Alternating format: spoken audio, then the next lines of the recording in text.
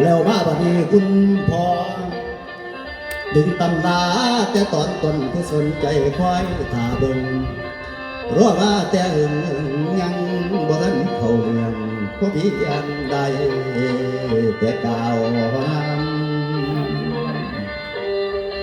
ละเรื่องแม่เฒ่ากับผู้เคย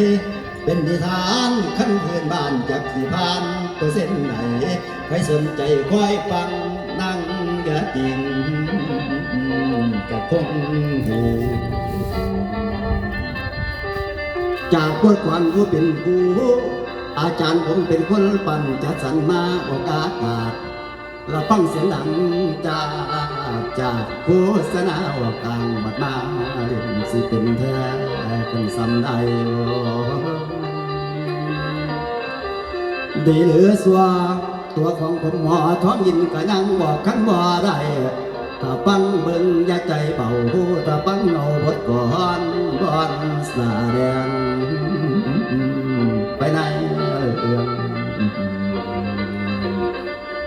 ละบ่มันประวัติเบียงเมืองเพียงกันพันเผาคือซุ่มเขาวักจางรวมเป็นนิทานกะติความบทมันยังอยู่หน้าสถาเจ้าผู้ประสงค์ละหมอลำตั้งอยู่ท่าเรือไปส่งเกียรติกินเมืองจะตู่หมอลำดีกำลังดังทางผู้ฟังกำลังยองละจับตามองเสียนแจ้งตัวแสดงล้วนแต่ผ่านละผมท้องหินตาหวานมาประจำอยู่อย่างบวกพันลมตะวันคอนละพอนิ่งจ่าเป็นผู้ป้อนก่อนกันมันปันหูดูทางเขียนเลี้ยงทางเพลงสิแต่งเองบ่มีคำละสาวตาหวานชิงบางหน่อยดวงดาวนางมาเป็นครูสุรัตดาบางดินฟ้าก็มาอยู่จีละวันเสียงพินนางเอกหน่อยยังคอยตอนคาลาแฟน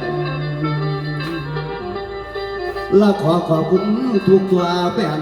เก่าก็เชียร์ผมดาวอุดมเสียงทองด้วยกันกวางก็มาไว้ละทั้งสมัยบ่มีลมจะหลงลมมีคนสา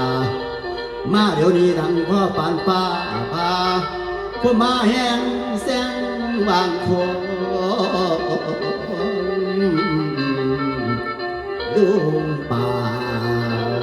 ถ้าเบิ่งเอาไปเด้ทองโอ้ยละเด้อละเด้อ